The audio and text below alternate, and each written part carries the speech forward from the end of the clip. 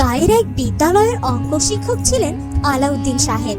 কিছুদিন হলো তিনি অবসর গ্রহণ করেছেন, কারণ তার দুটো চোখেই ছানি পড়েছে, পরিষ্কার করে কিছু দেখতে পান না। আলাউদ্দিন সাহেবের আপন বলতে কেউ বেঁচে নেই। তার মেয়েটি খুব ছোটবেলায় টাইফয়েড হয়ে মারা যায়, আর তার স্ত্রী গত বছর এক রোগে আক্রান্ত হয়ে মারা গেছেন। এখন তিনি একা একাই ভীষণ কষ্টে জীবন যাপন করেন। মনে হচ্ছে 9টা এখনো বাজেনি, সেজন্য ঘুমও আসছে না। সারা জীবনের অভ্যাস একদিনে এদিক ওদিক হয়নি।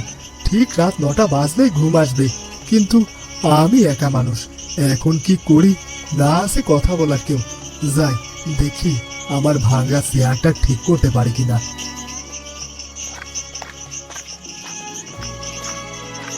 আলাউদ্দিন সাহেব পাশের জঞ্জাল রাখার ঘর থেকে হাতুড়ি জাতীয় কিছু খোঁজ করছিলেন, কিন্তু তা পেলেন না। এক রাজ্যের ভাঙাচোরা জিনিস সেখানে। হঠাৎ তিনি দেখলেন ঝুড়ির ভেতরে এক গাদা জিনিসের মধ্যে লম্বাটে ধরনের কি যেন একটা দেখা যাচ্ছে।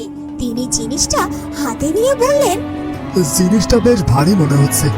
যাক, হাতুড়ি না পাই, এটা দিয়ে চেষ্টা করে দেখি ভাঙা চেয়ারটাতে পেরেক বসাতে পারি কিনা। এই কথা বলে আলাউদ্দিন সাহেব পাশের ঘরে তার ভাঙা চেয়ারটির কাছে চলে যায়, আর ভারী জিনিসটি দিয়ে পেরেকটিতে আঘাত করতে অদ্ভুত এক কাণ্ড ঘটলো সেখানে। কালো ধোঁয়ায় ঘর যেন ভর্তি হয়ে গেল। কি কিছুই তো দেখতে পারছি না আমি। ইস, চোখ জ্বালা পোড়া করছে খুব।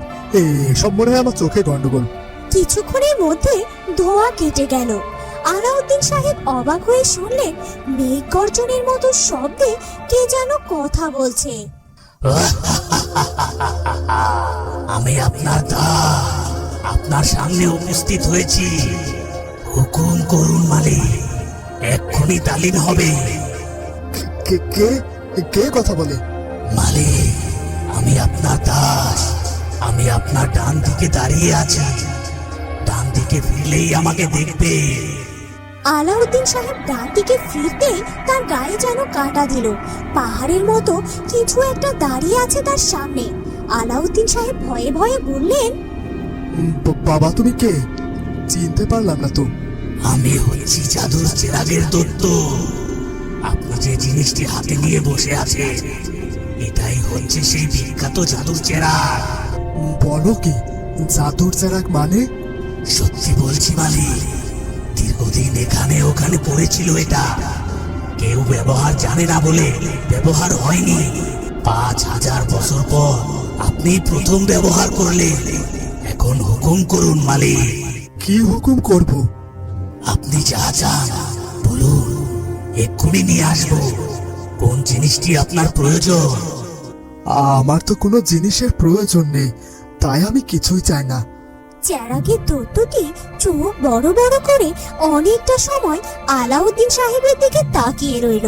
তারপর গম্ভীর গলায় বলল, মালিক, আপনি কি আমাকে ভয় পাচ্ছেন? প্রথমে পেয়েছিলাম, এখন আর পাচ্ছি না। তাহলে বলুন, কি চান আপনি? বললাম তো কিছুই চাই না। আমাকে ডেকে আনলে কোনো না কোনো কিছু চাইতেই হবে। চাওয়া পূরণ না করা পর্যন্ত আমি এই চেরাকের ভিতরে ঢুকতে পারি না। অনেক ভেবে চিনতে আলাউদ্দিন সাহেব বললেন, আমার ভাঙা চেয়ারটা একটু ঠিক করে দাও বাবা। অমনি দত্ত তার শক্তি দিয়ে সেই চেয়ারটি ঠিক করে দিল। এখন আমি আমার চেরাকের ভিতর ঢুকে যাব। যদি দরকার হয় চেরাকটার গায়ে একটুখানি ঘষলেই আমি চলে আসব। ঠিক আছে বাবা, তাহলে তুমি যাও। এ কথা বলতেই চেরাগের দত্তটি সেই চেরাগের ভেতরে ঢুকে যায়। আলাউদ্দিন সাহেব কোনো কিছু না ভেবে ঘুমিয়ে পড়লেন। পরদিন তার এই ঘটনার কোনো কথাই মনে থাকলো না। তার খাটের নিচে পড়ে রইল আলাউদ্দিনের বিখ্যাত সেই চেরাগটি। এরপর কেটে যায় অনেকগুলো দিন। আলাউদ্দিন সাহেবের শরীরটা বেশ খারাপ। একটু পানি পিপাসা লেগেছে, পানিটা এনে দেওয়ার মতো কেউ নেই আমার। কি আর করার, যাই আমি নিয়ে আসি। এ কথা বলে আলাউদ্দিন নিজেই নামে পানি খাওয়ার জন্য। আর তখনই তার পায়ের সাথে সেই জাদু চেরাগটির একটা ঘষা লাগে, আর সাথে সাথে সেই চেরাগের দৈত্যটি আবারও বেরিয়ে আসে। মালিক, আপনার দাস উপস্থিত, হুকুম করুন। কে কে তুমি? সে কি মালিক, এর মধ্যেই ভুলে গেছে আমি জাদুর চেরাগের দৈত্য। ও আচ্ছা আচ্ছা, মনে পড়েছে, আর একদিন এসেছিলে তুমি। আমি তো ওটাকে আমার স্বপ্ন ভেবেছিলাম। মোটেও স্বপ্ন না, ভালো করে দেখুন আমাকে, এটাই সত্যি। তাকালেও কিছু দেখি না রে বাবা, দুটো চোখই গেছে আমার। সে কি, চিকিৎসা করাচ্ছেন না কেন? টাকা কোথায় চিকিৎসা করাবো? কি মুশকিল, আমাকে বললেই তো আমি নিয়ে আসি। যদি বলেন তো এক্ষুনি এক কলসি সোনার মোহর এনে দেই। আরে না না, এত টাকা দিয়ে আমি কি করব? কয়দিনই বার বাঁচবো, বাদ দাও তো সব। আপনার মতো অদ্ভুত মানুষ জোনা আমি এর আগে দেখিনি, তাই আমি নিজে থেকে আপনাকে একটা জিনিস দিতে চাই। আপনি কিন্তু বারণ করবেন না। এমন সময় আলাউদ্দিন সাহেবের এক বন্ধু আসেন তার অসুস্থতার কথা শুনে, কিন্তু ঘরে ঢোকার আগে সে ঘরের ভেতরে এক প্রকাণ্ড কাণ্ড দেখে দাঁড়িয়ে পড়ে। এ কি দেখছি আমি? এত বড় দানব তো আগে দেখিনি। ওরে বাবা রে! এখানে আড়াল থেকে একটু দেখি তো ব্যাপারখানা। কি দিতে চাও আমাকে? আলাউদ্দিনের চেরাগ হাতে পেলে সবার মাথা খারাপের মতো হয়ে যায়। কি চাইবে কি না চাইবে বুঝে উঠতে পারে না। আর আপনি তো সেখানে কিছুই চাইছেন না, তাই আমি নিজে থেকে আপনাকে এই পরশ পাথরটা দিলাম। সে কি, পরশ পাথর কি সত্যি সত্যি আছে নাকি? থাকবে না কেন? এই তো দেখুন, হাতে নিয়ে দেখুন একবার। আলাউদ্দিন সাহেব পাথরটা হাতে নিলেন। পায়রার ডিমের মতো ছোট, কুচকুচে কালো একটা পাথর, অসম্ভব মসৃণ। এটাই পরশ পাথর? আমি তো ভালো করে চোখে দেখতে পারছি না, আর এটা দিয়ে আমি কি করব? তুমি বরং এটা রেখেই দাও। সত্যি মালিক, আমি আপনার মতো সৎ লোক আগে দেখিনি, তাই এই পরশ পাথরটাও কাউকেই দেইনি। এখন আর কথা না বলে এটা আপনার চোখে মেশান। আলাউদ্দিন সাহেব তাই করলো, আর সাথে সাথে তার চোখ সহ পুরো শরীর সুস্থ হয়ে গেল। এ কি, আমি তো চোখে পরিষ্কার দেখছি। ও আচ্ছা আচ্ছা, তাহলে এটা কোনো জাদুর দত্ত। এটা আমার বন্ধুকে মালিক মালিক করছে কেন?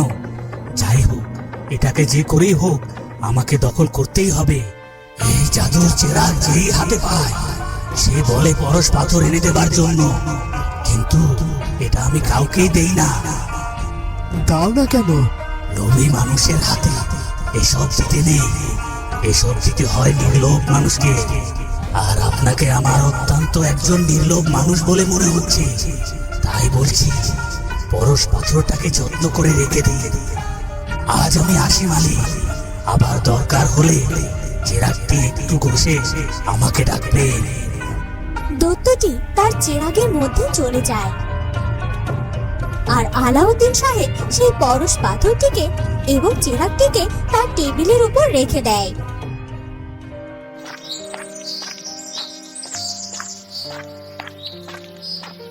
এ কি বন্ধু, শুনলাম তোমার নাকি শরীর খারাপ, তাই দেখতে এলাম তোমাকে। কিন্তু তোমাকে তো দেখে মনে হচ্ছে তুমি পুরোপুরি সুস্থ। হ্যাঁ হ্যাঁ, একটু আগেও বেশ অসুস্থ ছিলাম, কিন্তু এখন আমি একদম সুস্থ। আচ্ছা তাই? তা বন্ধু, টেবিলের উপর ওটা কি? ওটা ওটা আমার বন্ধু। এটা কিছুতেই আমার সামনে স্বীকার করবে না। ঠিক আছে, আমিও দেখব এই বন্ধুকে তুমি কত সময় তোমার কাছে রাখতে পারো। আলাউদ্দিন সাহেবের বন্ধু কিছু সময় পর গল্প শেষ করে চলে যায়।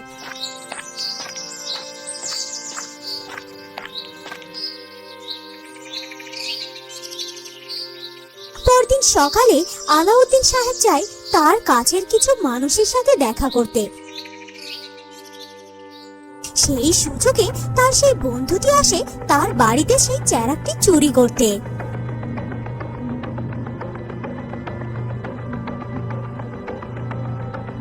এই তো চেরাকটি তো দেখছি এখানেই আছে, কিন্তু সেই পরশ পাথরটা কোথায়? কোথাও তো দেখছি না। না না, বেশি দেরি করা যাবে না, পরে আমছাড়া দুটোই যাবে। এ কথা বলে লোকটি চেরাকটি চুরি করে নিয়ে চলে যায়। কিছুক্ষণ পর আলাউদ্দিন বাড়িতে ফিরে আসে।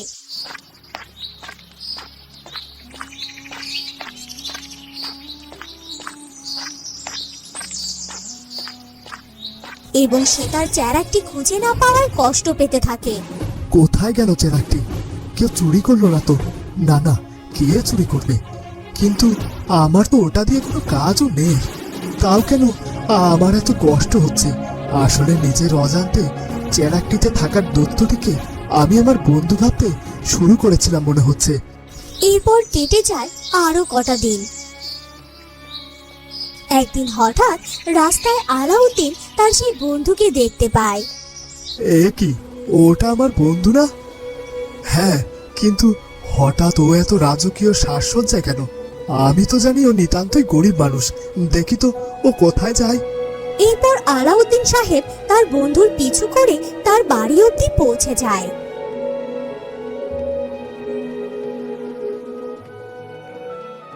কই রে দত্ত, বেরিয়ে আয়।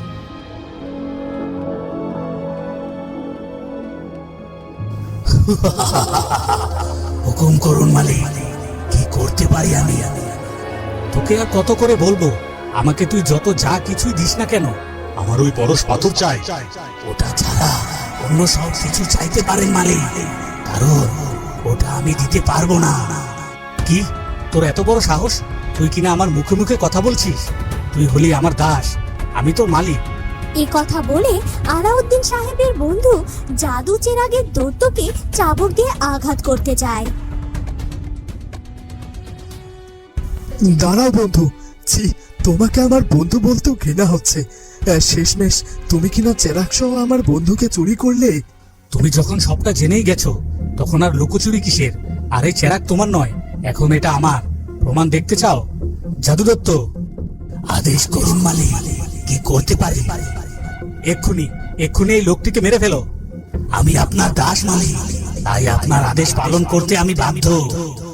আমি বেঁচে থাকতে আমি কোনো অসৎ লোকের কাছে আমার বন্ধু জাদু দত্তকে থাকতে দেব না, কোনো অসৎ কাজও করতে দেব না। জাদু দৈত্যটি যে আলাউদ্দিন সাহেবকে আঘাত করতে যাবে, অমনি আলাউদ্দিন সাহেব চেরাকটি তার হাতে নিয়ে নেয় আর পরশ পাথরটি তার হাতে করে দৈত্যের সামনে ধরে আর বলে, এবার বলো তুমি তুমি কার দাস? সাথে সাথে দৈত্যটি বলে ওঠে, চেরাগ ও পরশ পাথর যার, আমি তার দাস। এরপর আলাউদ্দিন সাহেব জাদু দৈত্যকে দিয়ে তার অসৎ বন্ধুকে প্রাপ্য শাস্তি দেয় এবং